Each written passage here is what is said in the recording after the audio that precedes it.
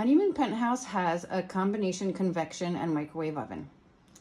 To use it, all you need to know is this symbol means microwave, this one means grill, and this one is the forced air convection oven. So if you want to warm something up in the microwave, press this, then choose your power over here, power or jet.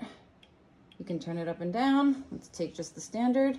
We're going to open it, put our coffee in or whatever, press start again, and it'll start to cook.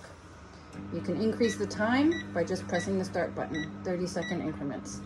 Turn it off by touching the stop. Let's try the convection function. So if I push the fan, it gives me the choice of the temperature. Select the temperature, 185, 190. That looks about good for heating up some lasagna or a pizza. Press start and it starts to preheat immediately. And again, push stop to turn it off.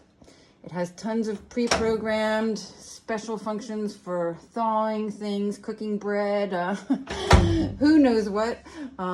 It's a little overwhelming, but if you know just those two functions, you should be fine. And who needs to cook anywhere anyway in this great location with tons of restaurants and takeout possibilities all around you. So have fun, enjoy your stay,